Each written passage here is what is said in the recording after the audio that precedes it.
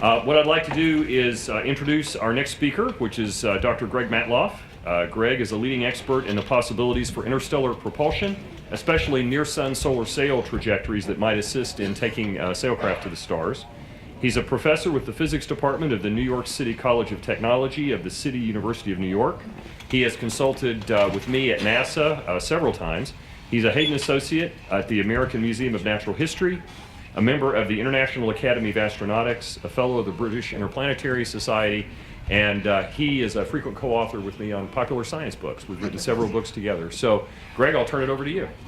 Okay, and I'd also like to wish Les happy birthday today, and my birthday is tomorrow. So happy birthday, Les. Okay, can you hear me? Yeah. To me, this is an interesting, very interesting change in direction. Usually I talk about advanced solar sail applications, world ships, decelerating at Alpha Centauri, something like that. But I came to realize we have to get there from here. And getting interplanetary off the ground seems very difficult in America today, and I suspect in the world. We're dealing with a strange polarization in the American electorate. Many times, you look in the press, they blame it on a certain politician with the blonde wig. It's not really his fault. He and the others are responding to 20 or 30% of the American electorate who feel declassed. And as Karl Marx said in one of his books more than a century ago, there has never been a class in history in any country that has voluntarily accepted being declassed. Because of this, I wonder about the possible future of the Space Launch System. To me, it's a wonderful rocket. It does have interplanetary capabilities, but it also is extremely vulnerable to the political winds, and we cannot predict what the political winds are. So what I decided to do for this was look at an alternative. What can we do with Falcon Heavy? We know from the website of SpaceX that Falcon Heavy is able to deliver about 31,000 pounds to Mars. What can we do with that? Well, if you look at people who've exploited this, the two basic exploitations are stupid or maybe suicidal. One of them says, let's take a couple who really love each other, they better love each other, and send them on a flyby of Mars with a gravity assist, bring them back to Earth, I believe 505 or 507 days later. Well, there's two problems with this. One problem is, I'm going to get into space radiation effects in a little bit. In a spacecraft like that, you can spend, if you spend 365 days in space, you're going to increase cancer risk by about 5% for males, a bit more for females, a bit less if they're an older astronaut team, which I'll talk about. You bring it up to 500 days, and you have a very good chance of both coming back brain damaged or dead. Of course, I don't think they'll both come back brain damaged or dead. I think only one will, and the other one will have disappeared and been probably devoured en route. That's one possibility.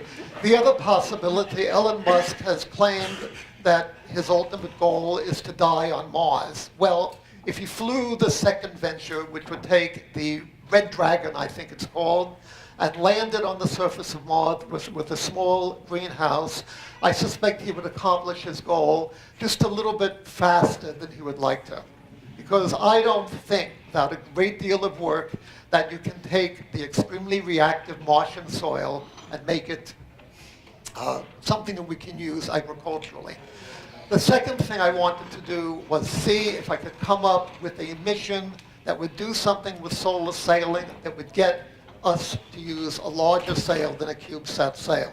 They've all been pretty small. I know they look big in the lab, but if you remember Bob Staley's JBIS article in, I believe, 1990, he was talking about ships to take cargo to Mars on 500-day trajectories, basically a kilometer across. So, okay, let's look at this and see what I've come up with. I pushed the wrong one, I think. This is what I should do. Okay, this basically says what I'm talking about. I hope you can see it good. We were told, incidentally, what happened. And then it was not only for me, we were said, keep your font size over 30. which I did. But then what happens is many of us, like me, work with Mac in Keynote, and Keynote converts the font when it goes into PowerPoint. And not all of us knew that, right? We'll know it for next time. So I do hope you can read this. In any way, I'll sort of go through it very quickly. We'll fix it in post for the videos. You can fix it? We'll fix it in For post the for the videos, videos. great, Yeah. okay. And basically, I am keeping them in space for a year. I would like to minimize effects of galactic cosmic rays, so they should be older astronauts, perhaps as old as me, but not necessarily. And I'd also discuss crew life support, because you'd like to keep them alive. I was able to find a near-Earth orbit, near-Earth object, which you may have been the one who told me about the NASA program online. And I do thank you for that. And I'm told that it's one of the asteroids you're looking at also. It's a very promising one. It is asteroid 2009 HC. And of course, as I mentioned, it would be very nice if we could do this or other types of missions with SLS, but who knows if SLS will be available. I'm assuming that we use the upper stage of the Falcon to launch the spacecraft on its rendezvous trajectory. The sail is used to slow down when we get to the asteroid and to speed up again for Earth intercept later on. It's also possible, as I mentioned, that on the way out we can supplement things using lunar flyby, lunar graviassist. Okay. Okay, this is my rationale. I just talked about this. I would like, to me, the NEOs are more important than colonizing Mars. As John Lewis said, the population that can be supported among the NEOs alone is tremendous. We also would like to be able to have access to shielding materials and to a lot of water for propellant, and that's where it is. And finally, from the books that I've written in collaboration with Les and my wife, the artist C. Bangs, who's back there, who did the art for it, one very important application of going to NEOs is to keep them from coming here. Because as you may remember, 65 million years ago, one came here, and the big dinosaurs without feathers disappeared. The small feathered guys and the little tree shrews evolved and survived. But it must have been pretty bad. You also may remember that about 2 years ago, there was a near impact in Earth. It was, I think the thing vaporized over Siberia at about 4 miles, 5 miles high, and it was more energetic than the bombs which destroyed Hiroshima and Nagasaki. If that had hit the ground, thousands or tens of thousands of people would have died. Okay. So this is my basic approach. I went through the launch capacity, the published launch capacity, what Falcon would deliver to Mars. I looked at information for Dragon, showing the Dragon has a 2-year endurance in space. I took its size. I wanted to approximate it as a cone, and I figured the small crew isn't going to spend all their time in the Dragon because they'll kill each other. You need a habitat module, which would also be a multi-purpose module. And I said, let's use beam. And I took the information for beam, and I assumed that beam could be treated as a cylinder. The reason I did that is I wanted to go through the numbers of cosmic ray shielding.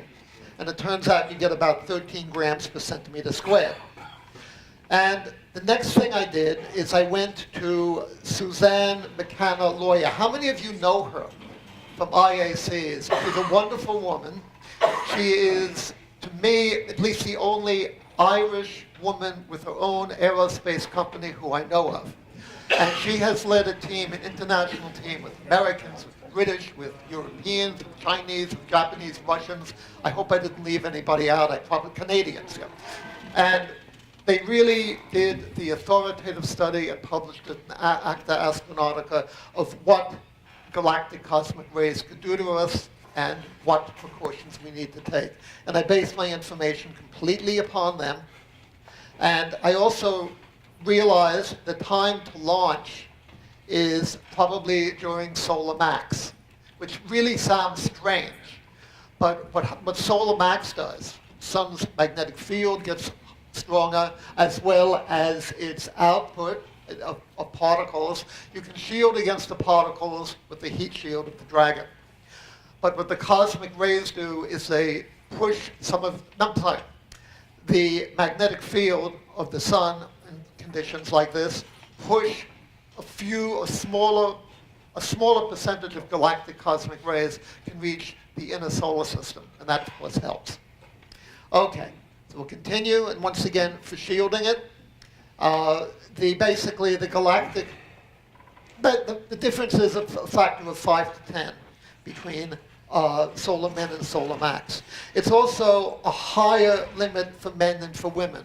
Women apparently are more susceptible to radiation effects, various types of cancer from galactic cosmic rays.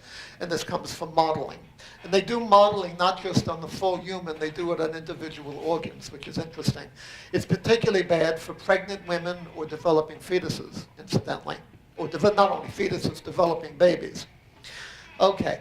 And basically, you can see, I hope you can see, for a one-year voyage, the lifetime total cancer risk would be increased by 3%.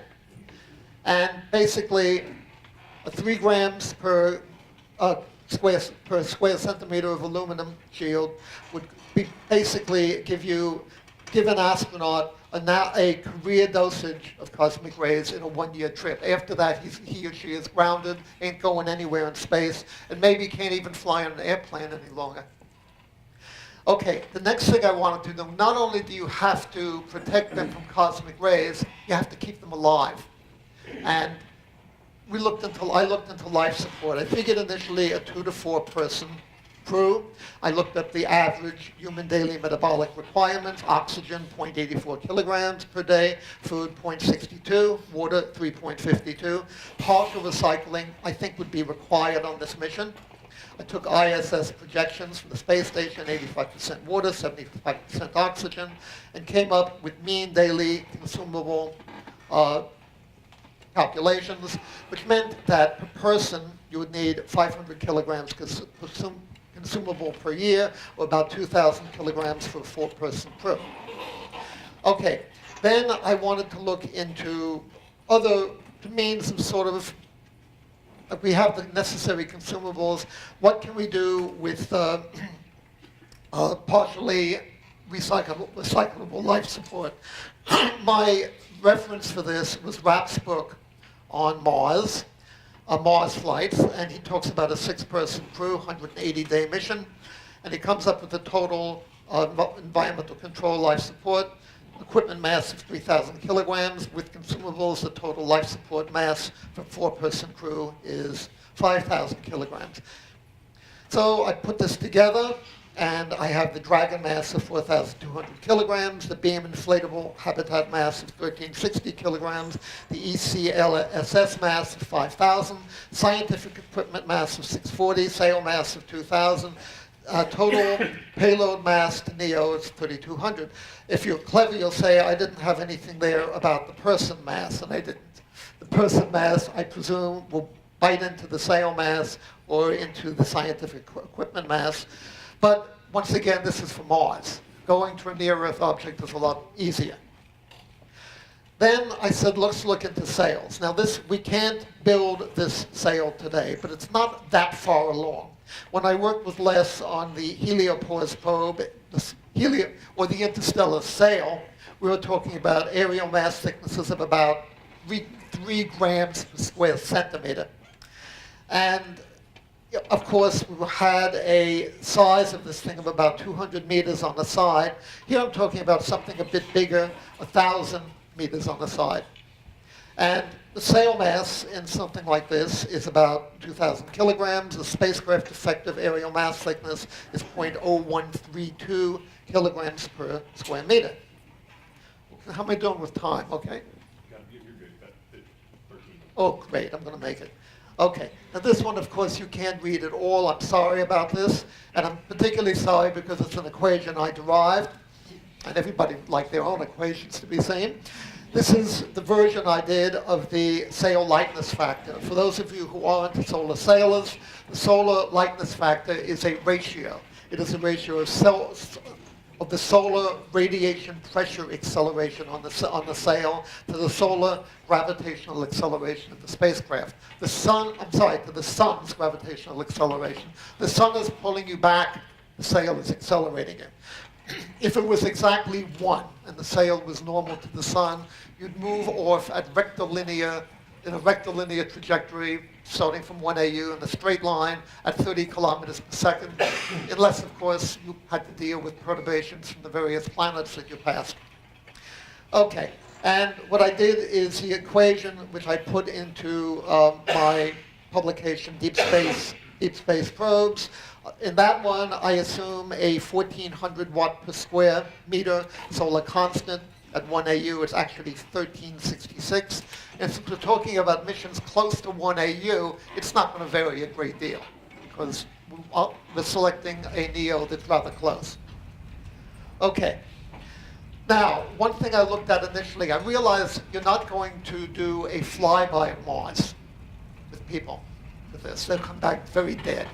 You're probably not going to land people on Mars either because they'll be very dead in a very short period of time. Is it possible that you could decelerate at Mars in some way and explore Phobos or Deimos? Trip time kills you. You're not going to be able to do that with this proposal. The Planetary Society with JPL did come up with what they call an affordable proposal to do a Mars orbit and actually explore Deimos and Phobos. Their definition of affordable is a bit different from mine because theirs include 3 or 4 launches of the Space Launch System, which means if we could launch one every 2 years right now, it'll take 6 years to get this thing in orbit and ready to go. So, all right, maybe that's affordable. Okay, I'm a member of the Planetary Society. I love the organization, but I have slight problems with that study. I think others do also. Okay, so then I wanted to do the NEO search. I required a NEO in a 1 AU near circular low inclination solar orbit. And I realized this so series, you might have the corkscrew orbits, which are quasi-satellites of Earth. And once again, the Falcon up the stage for Earth NEO would be used for Earth NEO trajectory. The sail would be used for NEO rendezvous, and then placing the spacecraft on Earth return. The Dragon returns to Earth. Sail and beam could be placed in high Earth orbit for possible reuse, or they could simply be burned up in the atmosphere, or land in Australia, whichever you prefer, which sometimes happens. Now, I then went to this wonderful website. How many have used Trash Browser? Because it is fabulous. What you do is you put in your dates you'd like to launch, the year. You put in your trip time, and if it comes up with nothing, it'll come up with nothing. You could have a flyby. You could have a rendezvous and return. And what came up was this particular asteroid with a 350-day duration flyby.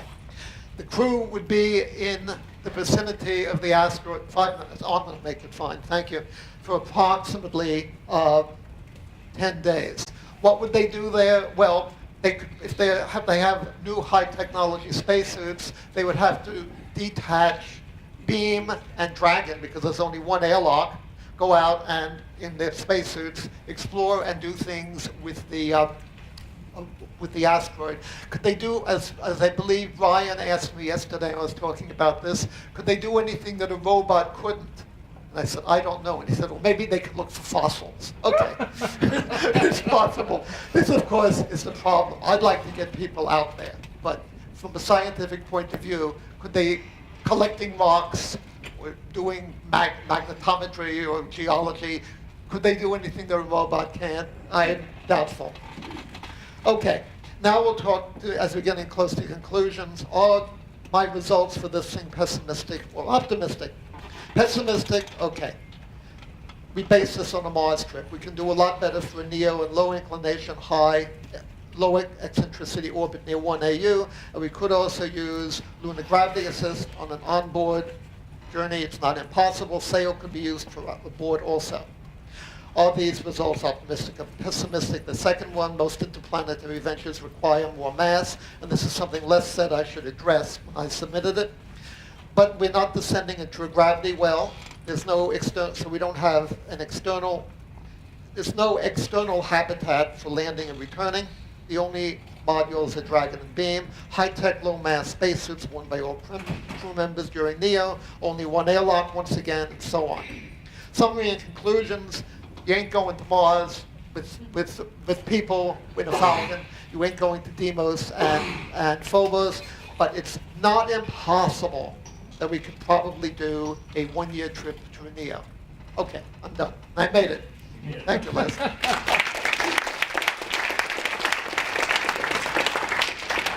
We do have time for a couple of questions, if there are any, for Greg. Just a note, there is... Wait for the microphone, please. Just a note, there is an interview with Dr. Matloff, Yes. with Les Johnson, introducing him online currently on this topic. It's on the TVIW YouTube channel. Oh, okay. Thank you. Any questions for Greg? Okay, down here in front. Oh yeah, Get a mic Jim, over here. I wanted to mention, and I'm sorry I forgot it. I was getting concerned about the time. Jim Benford mentioned that there has been work done on raising sail orbits from low Earth orbit to Earth escape in a short period of time by beaming microwaves up to them. And I realized that could improve things considerably. Actually, Greg did that. Oh, I'm doing it. Oh, Greg, you did it. I thought it was you. I'm sorry. Not only did I confuse the two of you earlier, now I'm confusing who did the work. It'll only get worse with time. I want to ask you, the slide I think said you had a sail at 2 grams per square centimeter. Yeah. Surely that's the wrong unit. That's what? The wrong unit. No, I meant per square meter. Did I say square It centimeter? says square right. centimeter. I apologize. Of course. Well, it's only 4 orders of magnitude. I know. I apologize for that one. Thank you. Okay, thank you, Greg. Okay, Appreciate welcome. it. Yeah, very good. Thank you.